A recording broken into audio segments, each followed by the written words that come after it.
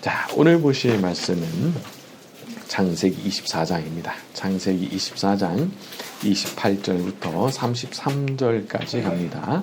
구약성경 31쪽쯤에 있습니다. 창세기 24장 28절부터 33절. 소녀가 달려가서 시작. 소녀가 달려가서 이 일을 어머니 집에 알렸더니 리브가에게 오라버니가 있어 그의 이름은 라반이라. 그가 우물로 달려가 그 사람에게 이르러 그의 누이의 코골이와 그 손의 손목고리를 보고 그 사람이 자기에게 이같이 말하더라 함을 듣고 그 사람에게로 나아감이라. 그때 그가 우물가 낙타 곁에 서 있더라. 라반이 이르되 여호와께 복을 받은 자여 들어오소서. 어찌 밖에 서 있나이까. 내가 방과 낙타의 초소를 준비하였나이다. 그 사람이 그 집으로 들어가매 라반이 낙타의 짐을 뿌리고 집과 사료를 낙타에게 주고 그 사람의 발과 그의 동행자들의 발 씻을 물을 주고 그 앞에 음식을 베푸니 그 사람이 이르되 내가 내 일을 진술하기 전에는 먹지 아니하겠나이다. 라반이 이르되 말하소서. 사람들이 보게 되면 대체로 이렇게 대접받을 기회가 오게 되면 그런 기회를 아주 즐겁게 생각하고 대접받는 일에 정신이 팔리기가 십상이죠. 자, 그런데 이 사람은 아니었던 겁니다. 33절에 내가 내 일을 진술하기 전에는 먹지 아니하겠나이다. 참 이 마음과 자세가 훌륭한 거예요. 이제 내가 대접받을 차례가 왔네. 그런 생각 자체가 없어요. 오히려 나는 내가 부여받은 이 임무를 다해야 된다. 그 생각이 가득한 사람이었던 거죠. 그런데 참 묘한 것은 이렇게 먼저 자기 임무를 다하려고 하는 그런 충성스러운 마음을 가진 그 사람을 우리 하나님께서는 아주 더 귀한 사람으로 대접을 해주시더라는 거죠. 그러니까 마음속에 늘 하나님께서 나한테 맡기신 일이 뭐지? 그게 나한테 제일 중요한데 이런 생각을 가지고 살아가는 그 사람을 기억하신단 말이죠. 자, 우리 성경 한 구절 찾아봅니다. 민수기 12장 6절에서 8절입니다. 구약성경 215쪽 민수기 12장 6절에서 8절입니다. 구약성경 215쪽쯤에 있습니다. 민수기 12장 6절에서 8절까지 보도록 하죠. 자, 이르시되 시작.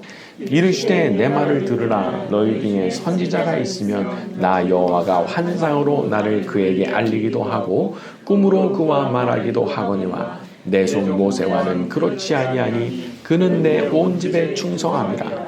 그와는 내가 대면하여 명백히 말하고 은밀한 말로 하지 아니하며 그는 또 여호와의 형상을 보고는 너희가 어찌하여 내 종 모세 비방하기를 두려워하지 아니하느냐. 아시는 대로 이 부분은 미리암과 아론이 모세에게 대들었던 장면을 배경으로 합니다. 모세만 하나님하고 대화하느냐? 우리가 뭐가 못한데 하면서 모세를 비방했죠. 그런데 하나님께서 세 사람을 일제히 부르시고 그 앞에서 회막 앞에서 앞으로 부르시고 노를 바라시면서 하신 말씀이 바로 이 부분이죠. 특히 중요한 부분이 어디입니까? 7절이죠. 그는 내 온 집에 충성함이라. 그러니까 하나님께서 맡기신 그 일에 충성하는 모세, 아주 전심으로 그 일 하려고 하는 그 모세를 아주 충성된 사람으로 평가하시고 그 사람에게 그런 권위를 주셨던 거죠. 그 충성스러움 앞에서 너희가 감히 모세보다 내가 못한 게 뭐 있냐? 그런 말할 수 있는 사람이 아니야. 모세는. 내가 볼 때는 그래. 그렇게 하나님 말씀하신 거예요. 우리 하나님은 그 맡기신 그 일에 충성하는 사람, 그 맡겨주신 그 자리를 성실하게 지키는 그 사람을 아주 기억을 아주 분명하게 하시고 대우를 다르게 하시는 거죠. 대우를. 사실 이게 어떻게 보면은 교육자 같은 그런 일이 아니어도 하나님께서 자기한테 자기 인생에 맡기신 일이 있거든요. 그 자기가 찾아내는 게 숙제입니다. 그 맡기신 일이 있는데 그 맡기신 일을 얼마나 중요하게 생각하고 그 일을 정말 충성스럽게 얼마나 감당하려고 하느냐. 이것이 그 사람을 하나님께서 아주 귀한 사람으로 평가하시고 아주 대접을 다르게 하시는 이제 그런 요인이 될 수가 있다는 거죠. 자, 이 자리에 있는 우리 모두는 하나님 앞에 충성스러운 사람으로 여기심을 받고 그로 인해서 특별한 은혜와 축복을 누리며 사는 사람들이 되기를 바랍니다. 자, 우리 창세기로 돌아가세요. 이제 쭉 넘어가서 49절부터 51절입니다. 이제 시작. 이제 당신들이 인자함과 진실함으로 내 주인을 대접하려거든 내게 알게 해주시고 그렇지 아니할지라도 내게 알게 해주셔서 내가 우로든지 좌로든지 행하게 하소서. 라반과 부두엘이 대답하여 이르되 우리는 가부를 말할 수 없노라. 리브가가 당신 앞에 있으니 데리고 가서 여호와의 명령대로 그를 당신의 주인의 아들의 아내가 되게 하라.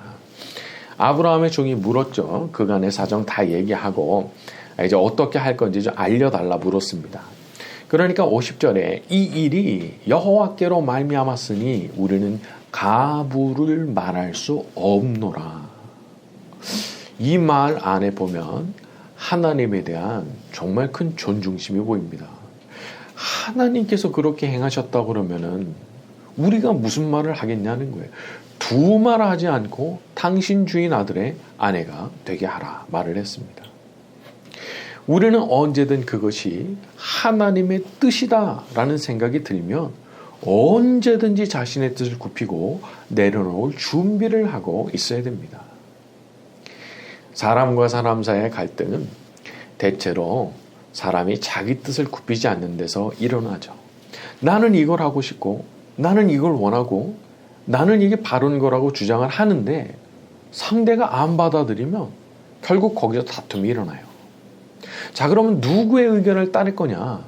자, 우리는 언제나 이렇게 갈등이 생기는 상황이 되면 항상 하나님 앞에 여쭤야 됩니다.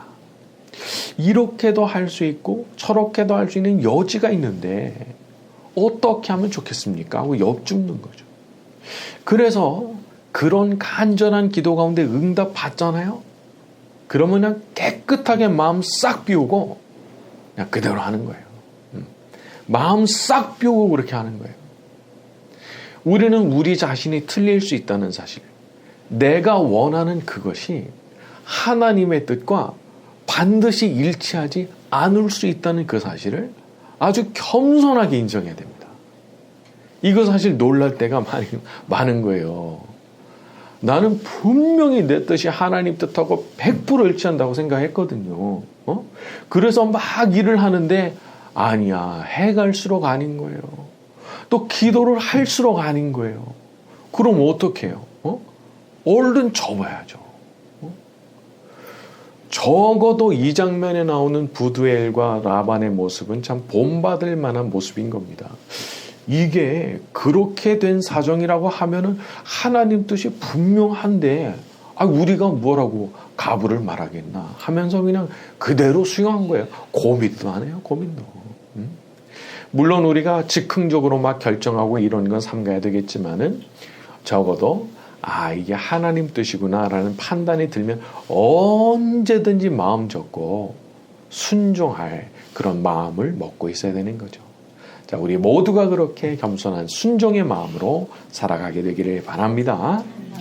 자, 우리 쭉 넘어가서 이제 25장으로 넘어갑니다. 창세기 25장 1절부터 6절입니다. 아브라함이 시작. 아브라함이 후처를 맞이하였으니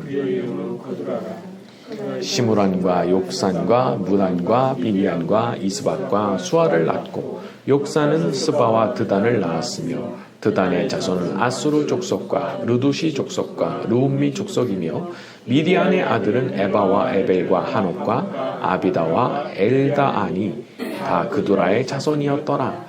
아브라함이 이삭에게 자기의 모든 소유를 주었고 자기 서자들에게도 재산을 주어 자기 생전에 그들로 하여금 자기 아들 이삭을 떠나 동방 곧 동쪽 땅으로 가게 하였더라. 아브라함이 정리를 참 잘합니다.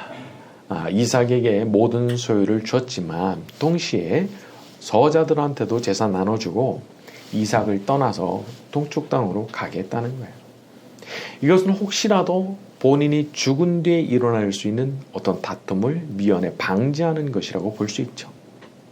이게 그렇더라고요.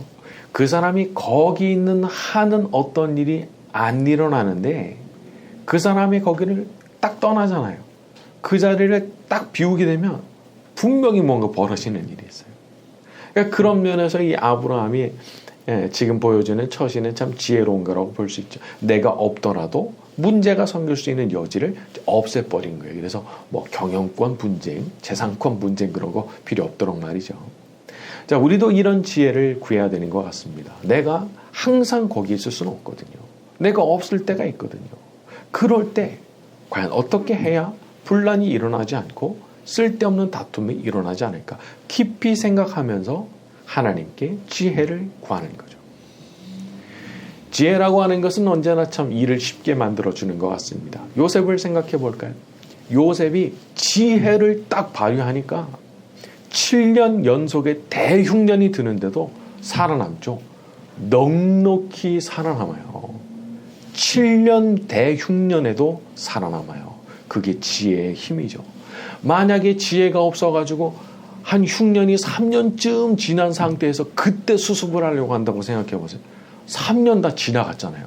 3년 흉년 남아 들었는데 뭐 남은 거 있어요? 세워지지도 않아요. 근데 언제부터 준비한 거예요?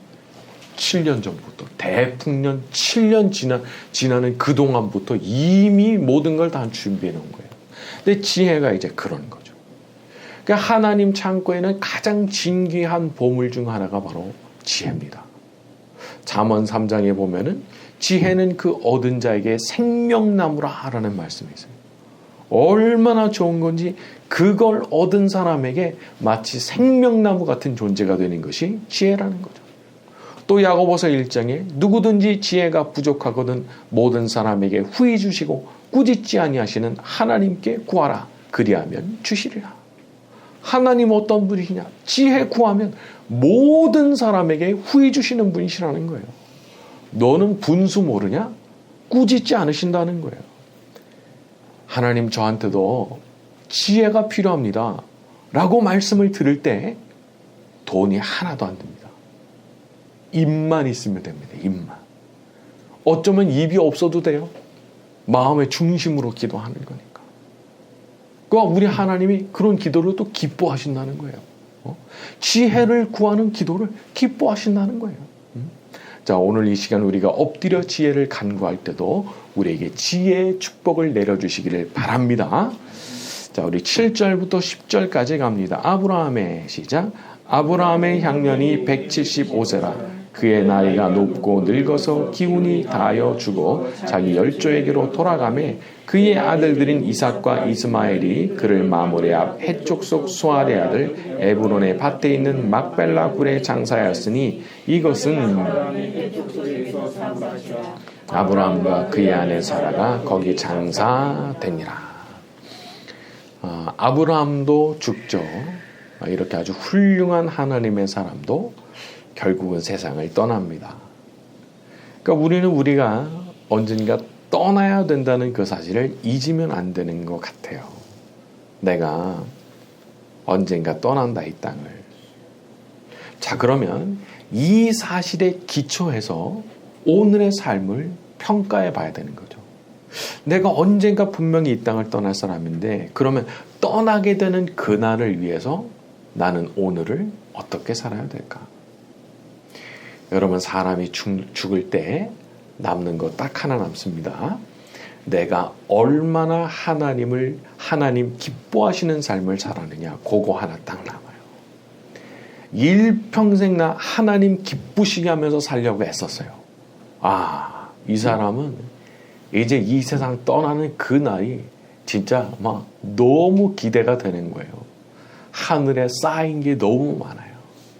그러나 반대로 하나님 기쁘시게 하면서 산다? 라는 것 자체가, 생각 자체가 전혀 없어요. 전혀 없이 살았어요. 그러면 이 땅을 떠날 때 이게 어떤 상황이 되겠냐 말이죠. 우리 성경 한 구절 찾아봅니다. 고린도전서 3장 15절, 신약성경 266쪽입니다. 고린도전서 3장 15절, 신약성경 266쪽 누구든지 시작 누구든지 그 공적이 불타면 해를 받으리니 그러나 자신은 구원을 받되 불 가운데서 받은 것 그쵸. 마지막 심판 때 사람이 다 자기가 한 일에 대해서 테스트를 받는다는 거예요. 그때 하나님의 불이 나타나서 그 모든 공적이 불을 통과하게 만드는데 그게 멀쩡한 채로 그대로 있으면 그대로 상 받고 반대로 그게 홀랑 불타버리면 해를 받고 구원받더라도 겨우 불구덩이에서 건진 것처럼 그렇게 구원을 받게 될 거라는 거죠. 자, 이렇게 보게 되면 구원받는 것도 모습이 달라요. 그래서 내가 어떻게 하면 하나님 기쁘시게 하는 삶을 살까라고 하는 질문은 너무 중요한 질문인 거예요. 이걸 머릿속에 담고 하루를 살아야 됩니다. 담고 살아야 됩니다. 이 질문을 담고 있으면 보입니다. 근데 담지 않으면 안 보여요. 이 질문을 담으면 내가 오늘 하는 말과 행동 가운데 분명히 하나님 기쁘시게 하는 게 보입니다. 안 넣으면 안 보이는 거예요. 저와 여러분은 일평생 하나님 기쁘시게 하는 삶을 살고 그로 인해서 많은 상을 받으면서 천국 들어가는 사람들이 되기를 바랍니다. 자, 우리 11절로 돌아갑니다. 아브라함이 시작. 아브라함이 죽은 후에 하나님이 그의 아들 이삭에게 복을 주셨고 이삭은 부엘라헤로의 근처에 있더라. 아브라함은 죽었지만 하나님은 그 아들 이삭에게 복을 주셨다는 거죠. 그의 아들 이삭에게 복을 주셨고, 자, 구체적으로 그게 어떤 것인지는 모르지만 하나님께서는 이삭에게 한량없는 은혜로 복을 주셨다는 겁니다. 이것은 어쩌면 아브라함이 이삭에게 남기게 된 가장 중요한 유산이자 축복이라고 볼 수 있죠. 하나님께서 내 자녀들을 축복해 주시는 것. 물론 이삭도 훌륭한 점이 많았겠지만 사실 이삭이 큰 축복을 받게 된 더욱 높은 이유는 사실 아브라함이 그렇게 하나님 앞에서 귀히 여김을 받았던 사람이었기 때문에 그런 거예요. 이사야 41장에 보게 되면 나의 벗 아브라함의 자손아라는 표현이 나옵니다. 하나님께서 이 아브라함을 얼마나 귀한 사람을 여기셨는지 내 친구라고 그렇게 여겨주셨다는 거예요. 이삭은 사실 그래서 복받은 거예요. 아버지가 하나님과 너무 친한 거예요. 하나님께서 아브라함을 너무 귀히 여기시니까 그 자녀도 예쁘게 보시는 거예요. 이렇게 생각한다면 우리도 이제 준비해 줄 게 있는 거죠. 남겨줄 게 있는 거죠. 내 자녀들 물론이고 또 나의 사랑하는 가족들 또 그리고 내가 아는 어떤 분들한테도 내가 하나님께 너무 귀히 여김을 받으니까 나로 인해서 하나님께서 복을 베풀어 주시는 그런 일들이 일어날 수 있는 거죠. 신명기 28장 같은 데 보면 그 유명한 말씀 있죠. 성읍에서도 복을 받고 들에서도 복을 받고 내 자녀와 토지의 소산과 짐승의 새끼와 다 복을 받게 된다. 네 떡반죽 그릇까지도 복 받게 된다. 너의 집에 있는 짐승 새끼까지 복을 받게 된다. 우리 하나님께서 우리를 기뻐하실 때 우리 모두에게도 이와 같은 축복이 임하게 될 줄로 믿습니다. 자, 오늘 말씀 여기까지 하고 기도 같이 합니다.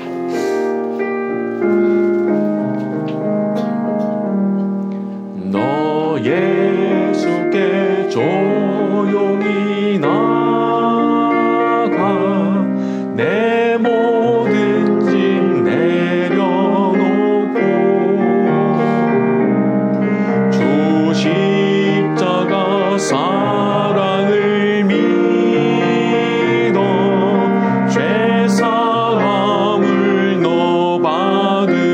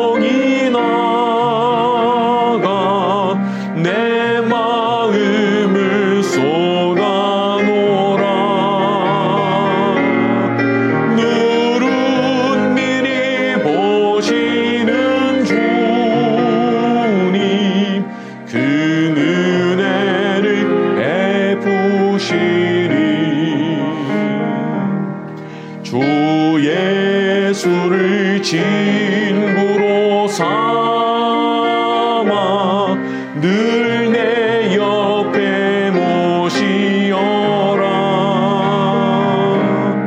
그 영원한 생명샘 물에 내 마른 목 죽이어라. 주 예수께 조용히 나가 내 마음을 쏟아놓으라. 늘은 미리 보시는 주님 그 은혜를 베푸시리. 너 주님과 사귀어 살면 새 생명이 넘치리라. 주 예수를 찾는 이 앞에 참 밝은 빛 비추어라. 주 예수께 조용히 나가 내 마음을 쏟아놓으라. 늘은 미리 보시는 주님 큰 은혜를 베푸시리. 우리 함께 기도해.